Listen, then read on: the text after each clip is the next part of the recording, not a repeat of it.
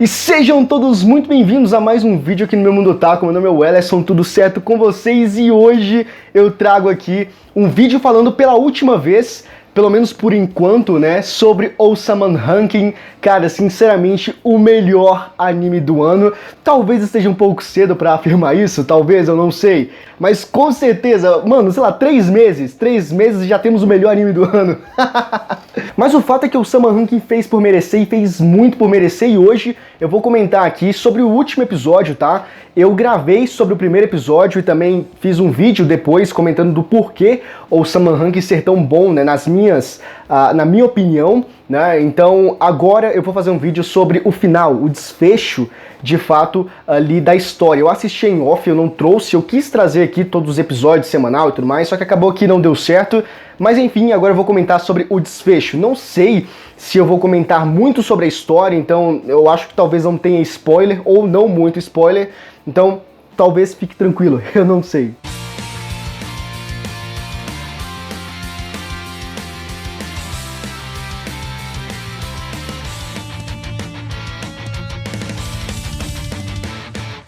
Cara, a trajetória toda até aqui foi simplesmente muito boa, foi simplesmente maravilhosa e cada recompensa que a gente foi tendo ali ao longo desse anime fez valer todo o tempo que a gente depositou, né, assistindo ali toda semana e tudo mais. Então, assim, chorei bastante. Esse final aqui, o último episódio, quase chorei, não cheguei a chorar, mas foi quase. Então, desde o início, o Osaman Ranking, ele trouxe esse conceito de ser um anime impactante, de ser um anime que ele vai te fisgar ali, ele vai prender a tua atenção e ele vai fazer com certeza com que você sinta alguma coisa pelos personagens, com que você tenha alguma afinidade com os eventos que vão acontecendo ali, e isso funciona muito bem, o Osaman Ranking, até porque tem que funcionar, porque o anime ele funciona, ele trabalha dessa forma, né, de você compactuar com as coisas que estão acontecendo ali, você ter uma afinidade para você sentir, para você ter um feeling maior de todos os eventos que vão sendo entregues ali pra gente. E acompanhar o Bojji nessa trajetória de apenas um garotinho que não tinha grandes habilidades e que possuía uma deficiência e que todo mundo zombava, até ele chegar no posto de rei, né? A gente vê todo esse processo, foi simplesmente muito gratificante, e eu devo dizer pra vocês aqui que eu achava que até o final, foram 23 episódios, eu achava que até o final do anime ele já estaria grande, né? Então eu pensei que seria um processo de envelhecimento, só que não, os 23 episódios ele é uma criança. Então eu tive um pouco essa desilusão, nada ruim, eu só achei que fosse acompanhar todo o desenvolvimento dele, né, na parte da infância, adolescência, juventude, e aí ele se tornando um adulto, mas não foi assim, não foi esse o caso, mas também não faz diferença nenhuma, porque a gente conseguiu ver as etapas de evolução do Bojji, isso que era o mais importante.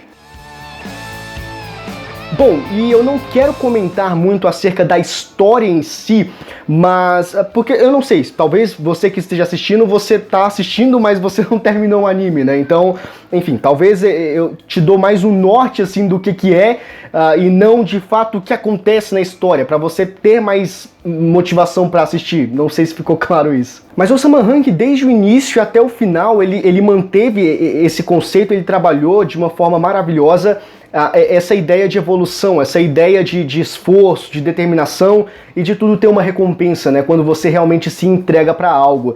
Então até o final ele manteve essa ideia e isso foi muito bom, a gente viu várias coisas acontecendo e cara, eu devo dizer que, assim, ele começou com um animezinho fofinho, né, legalzinho tal, que é pra fazer chorar, e na metade ali pro final ele mostrou uma coisa mais obscura, né, um negócio mais cheio de pactos ali acontecendo com os demônios, na verdade com um demônio.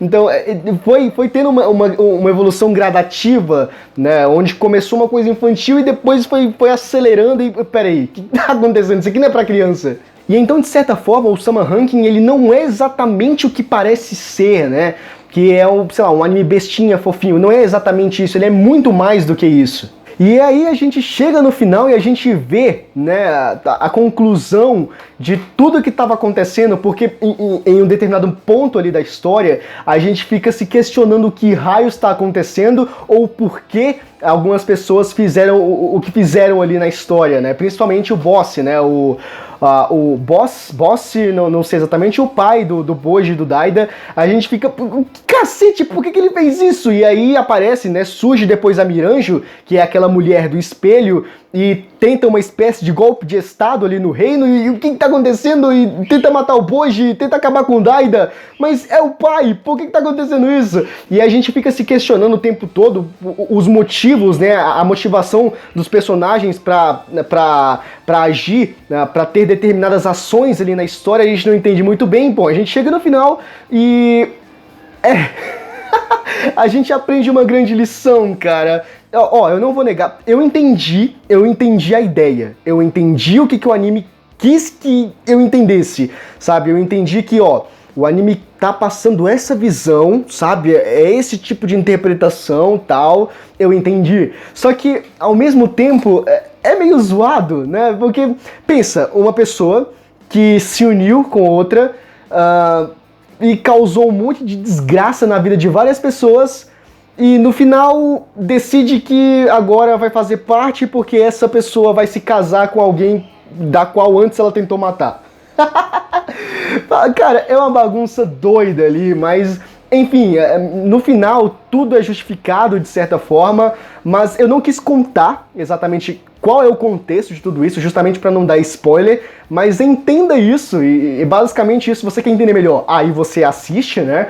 Caso você não tenha assistido ainda nenhum episódio, você assista, ou se você ainda falta ver os últimos ou o último episódio, assista porque você vai entender direitinho o que eu tô tentando dizer aqui pra ti. Mas eu comentei que isso existe, né, uma explicação, e que o anime quis denotar uma visão acerca de tudo isso que aconteceu. E essa visão eu vou passar pra vocês. O perdão, ele existe, assim como a segunda chance. E isso acontece com a Miranjo.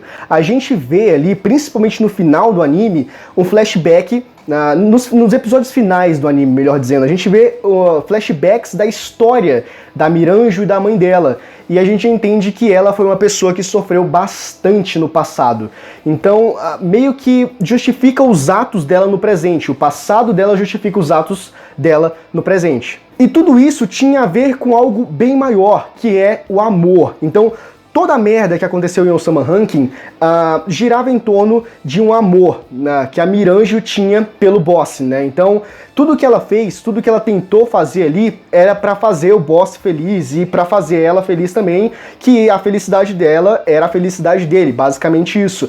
Então a gente teve toda uma construção para esse relacionamento e, ao mesmo tempo, nós tivemos toda uma consequência também, que isso acabou culminando em toda essa problemática que a gente viu ali na metade pro final de Osama Ranking. Mas, depois de tudo isso, a Miranjo, ela tem uma redenção, e uma grande redenção. E essa é a ideia que Osama Ranking quer passar. Todo mundo tem um passado, e nem sempre o passado de todo mundo é bom. Tem pessoas que sofrem bastante e acabam, né, criando personalidades diferentes de outras pessoas, que ninguém é igual, né? E algumas personalidades não são tão boas, né? Mas, no fundo, talvez exista uma motivação nobre, eu não sei, alguma coisa assim do tipo, mas o fato é que todo mundo merece uma segunda chance, todo mundo merece ser reconhecido, sabe? Olhar pra pessoa e não somente quem ela é agora, mas as circunstâncias do passado que a levaram a estar neste ponto agora da vida. E a partir disso, você reconhecer que nós somos imperfeitos, o ser humano erra, e então oferecer, né, dar a opção de uma segunda chance para essa pessoa. E nós tivemos também o desenvolvimento de personagem do Daida. Eu acho que do Boji eu não preciso comentar mais nada porque é algo absoluto, mas nós tivemos um grande desenvolvimento com o Daida, né, que é o irmão do Boji. E cara, esse desenvolvimento foi simplesmente crucial, porque mostra um grande amadurecimento do personagem. Não somente amadurecimento, mas antes disso, reconhecimento, porque quem assistiu sabe como o Daida era no início, principalmente como ele era com o Boji.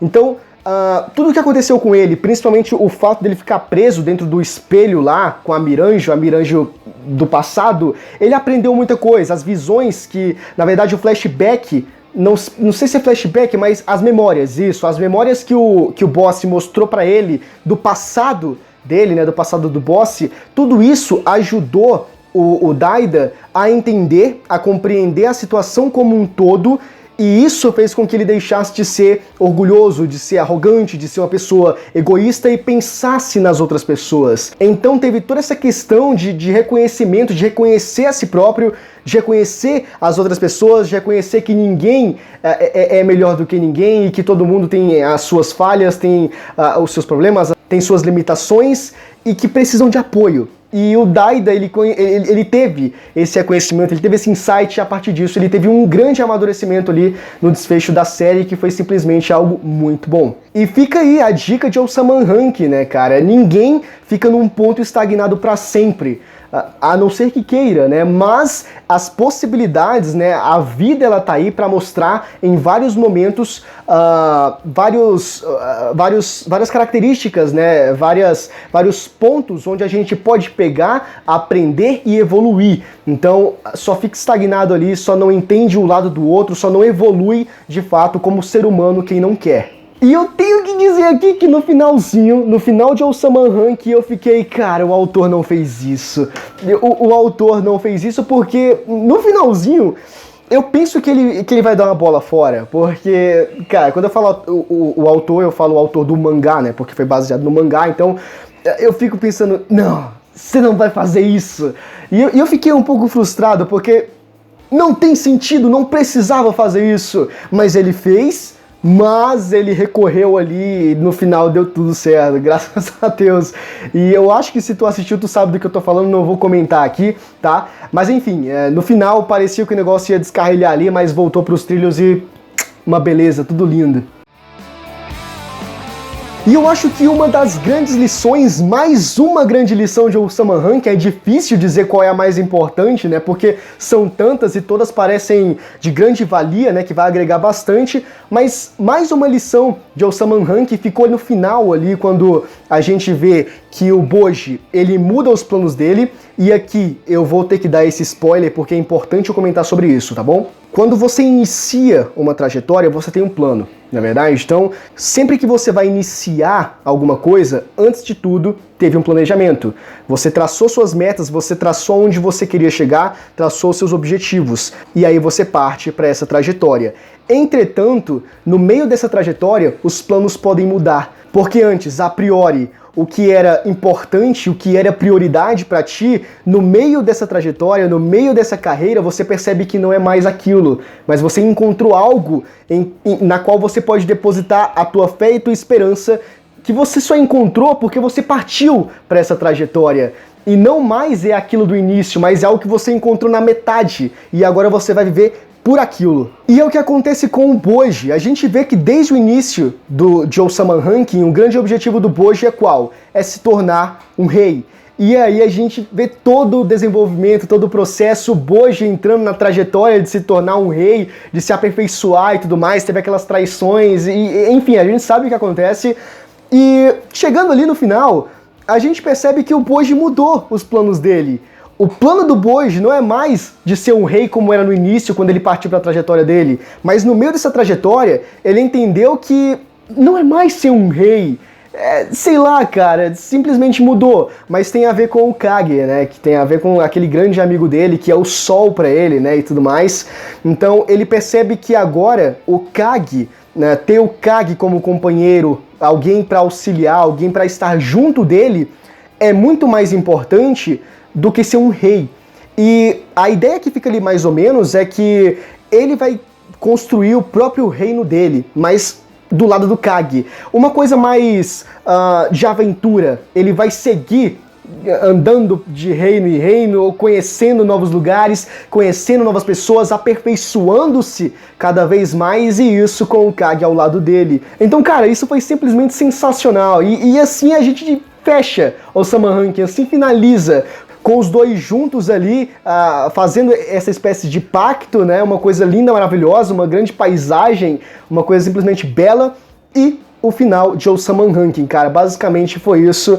E olha só, eu sei que estamos em março ainda, mas eu acho que nós já temos o nosso anime do ano, cara. Simplesmente é isso. Supremacia Boji, Supremacia Osamu Rankin sempre, porque esse foi um anime do caramba.